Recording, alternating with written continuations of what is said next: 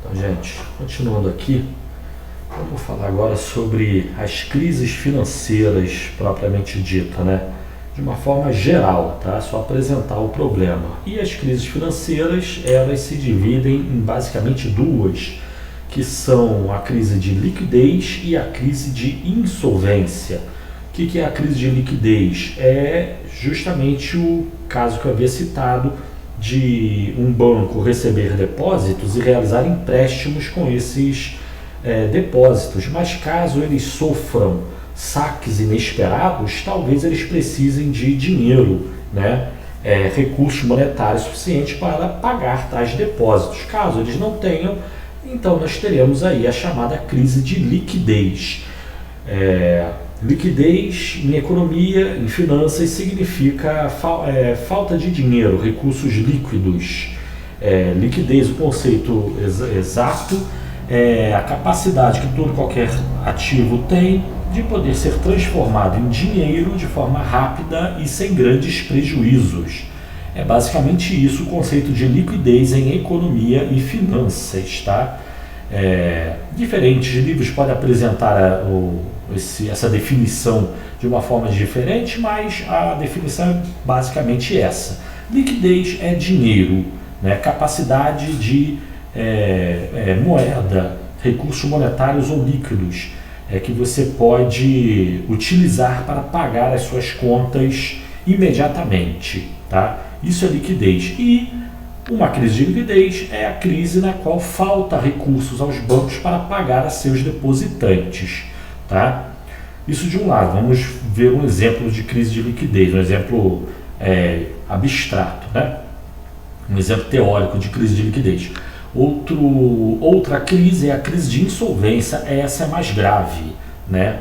É a crise na qual os bancos que recebem depósitos e realizam certos investimentos, eles possuem certos ativos, bens e direitos, e numa crise de insolvência ocorre que o valor dos ativos dos bancos, eles perdem valor, eles caem de preço muito, e de forma geral, né? Um banco, uma instituição financeira realizar um investimento e perder dinheiro, isso faz parte do negócio. O banco pode emprestar dinheiro para um caloteiro e o caloteiro, entre aspas, não paga a dívida, ou fique negociando a dívida de uma forma indevida com o banco, esperando receber algum benefício. Enquanto isso, o banco não recebe os recursos de volta e falta dinheiro para o banco, né?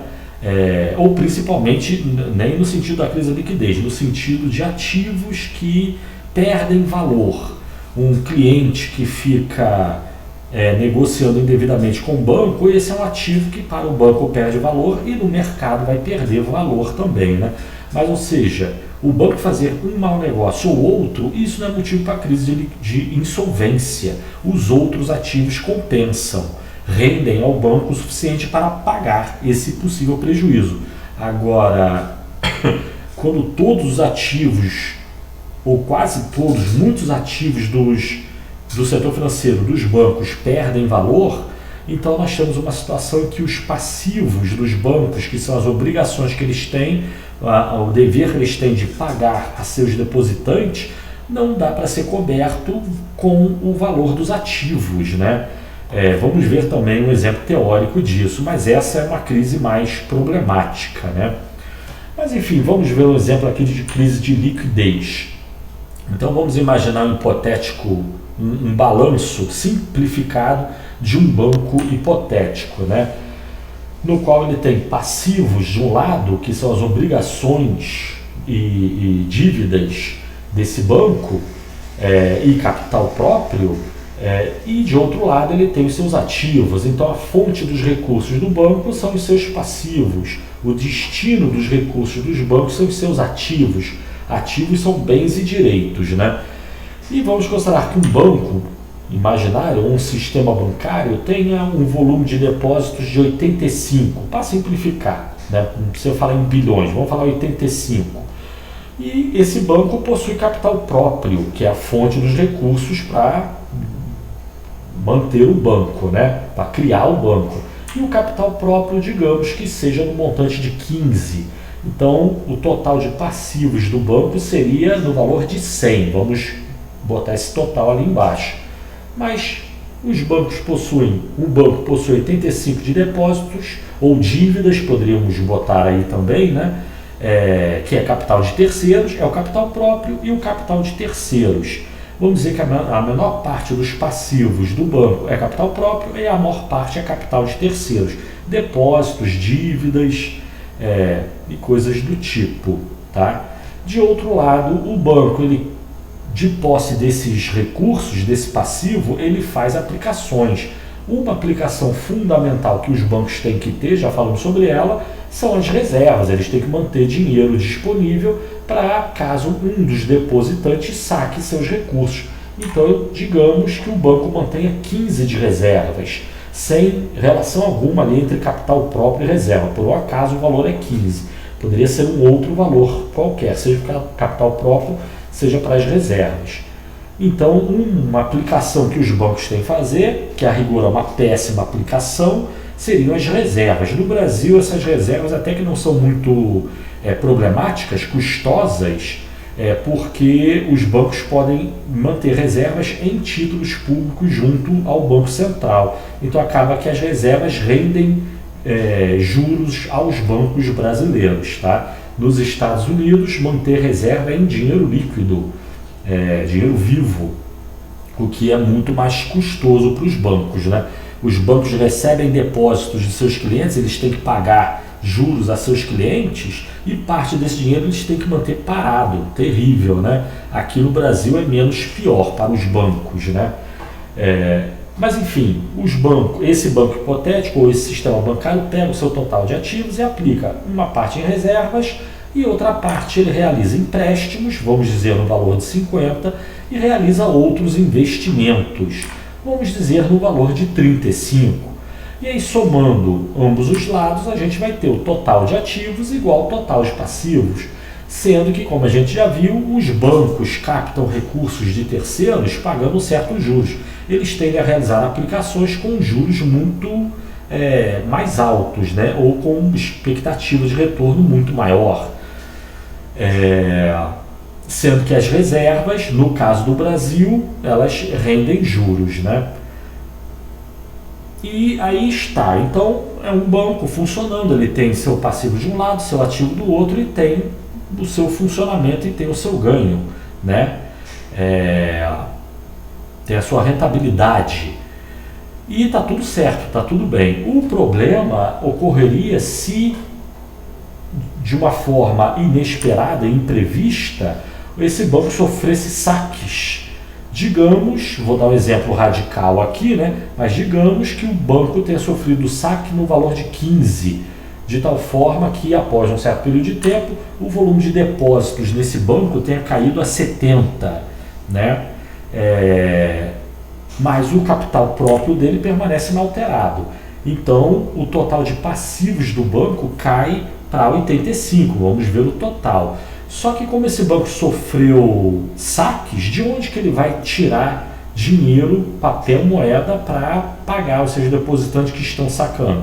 Ele vai tirar justamente das suas reservas. Mas nesse caso exagerado aí que eu estou dando um pulo aí, né? Como se fosse de um dia para o outro, surgiu um saque inesperado, os depósitos dos bancos caíram de 85 a 70 e esse dinheiro ele tirou das reservas, as reservas caíram a zero. E vamos considerar que o volume de empréstimos e investimentos está tudo ok. O valor de empréstimos permanece em 50 e o valor dos investimentos permanece em 35. Os ativos do banco estão bem, com exceção das reservas. Os bancos, esse banco ou esse sistema bancário ainda tem depósitos, mas agora ele está zerado de reservas e ele tem que manter reservas. A bem da verdade, eu acho que nunca chegaria numa situação como essa. Isso aí já seria o extremo, né? Já seria mais do que o extremo. O banco já tomaria atitudes contra esse movimento de perda de reservas. O que o banco faria? Ele poderia vender empréstimos para outros bancos, ele poderia vender investimentos, Então ele tem ações, ele tem participações em empresas, ele tem aplicações em títulos estrangeiros, títulos de dívida privado, ele tem crédito ao consumidor, ele pode dar um desconto ao consumidor que pagar, ao devedor que pagar antecipado. Nem todo mundo vai pagar, mas alguns vão pagar e ele consegue dinheiro, pronto. Ele reduziria o total de empréstimos e investimentos e aumentaria suas reservas. Então seria uma forma dele resolver o problema. Só que eu já dei um pulo, né? Qual é o problema? O problema então seria a iliquidez. O banco estaria ficando, devido aos saques inesperados, o banco estaria perdendo reservas e ele está se tornando ilíquido, ele está ficando sem dinheiro para pagar os seus depositantes. E mesmo que ele tenha dinheiro para pagar os depositantes, as reservas dele estão caindo muito. Isso é uma situação muito arriscada para o banco, tá certo? E isso aí já seria por si só a crise de liquidez, tá bom? Mas, enfim, se a gente somar os dois lados, a gente teria o total de ativos está igual ao total de passivos, só que o banco está operando, trabalhando num nível muito arriscado de reservas, né? O próximo cliente que sacar, ele não vai ter recursos para pagar o saque, né? Então esse é o problema da crise de liquidez. Ao longo do tempo, supostamente, ocorreram diversas crises de liquidez, bancos ficaram sem dinheiro para pagar seus depositantes, né? E essa crise afetou os bancos e acabou se propagando pela economia. Só que é importante chamar atenção, né? Os bancos, bem ou mal, eles já têm meios, ou na história aí, é possível ver que os bancos têm meios de evitar ou conter essa crise, né? Uma é o que eu falei. Primeiro, ele vai dar desconto para seus devedores para receber pagamento antecipado.